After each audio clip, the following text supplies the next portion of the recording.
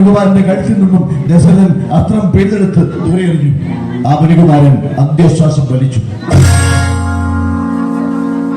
വനാന്തർ ഭാഗത്ത് ആശ്രമത്തിൽ ലാഘിച്ചു പറഞ്ഞിരുന്ന വൃദ്ധ ദമ്പതികൾ, ആ താപസ ദമ്പതികൾ ആരുടെ കാൽപരിമാറ്റം കിട്ടി ശ്രദ്ധിച്ചു.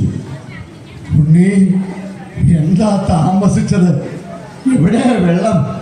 ദശരഥൻ തന്റെ കയ്യിലിരുന്ന വെള്ളം നിറച്ച മൺകുടം ആ താപസന്റെ കയ്യിലേക്ക് വെച്ചു കൊടുത്തു. ആർത്തിയോടെ അവരത് വാങ്ങിക്കുടിച്ചു. ഉണ്ണി, എവിടെയായിരുന്നു ഇതുവരെ? ദാഹിച്ചു വലയുമ്പോ ഇറ്റ് വെള്ളം തരാൻ ഞങ്ങൾക്ക് നീയല്ലേ ഉള്ളൂ. എന്താണെന്നും മിണ്ടാത്ത ഉണ്ണി, ഉണ്ണി. അറിയാതെ ചെയ്തു പോയ അപരാധം പുറത്ത് പുറപ്പെടുന്നാലും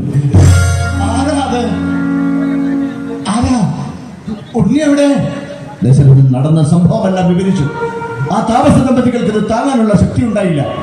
അവരുടെ നിർദ്ദേശമനുസരിച്ച് നദീതീരത്ത് ദശരഥൻ ഒരു ചിതകുട്ടി ആ മുനികുമാരന്റെ ദേഹം സംസ്കരിച്ചു. മകന്റെ വേർപാടിൽ മനംനൊന്ത ആ വൃദ്ധ ദമ്പതികൾ ആളിക്കത്തുന്ന മകന്റെ ചിതയിൽ ചാടി ജീവത്യാഗം ചെയ്തു.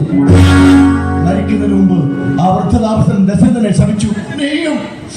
നീയും പുത്ര ദുഃഖത്താൽ മരിക്കാൻ ഇടവരട്ടെ. മനുഷ്യാപം ഫലിച്ചു. ദശരഥനും പുത്രദുഃഖത്താൽ ഇഹലോകവാസം വിട്ടിഞ്ഞു. പുത്രവിയോഗത്താൽ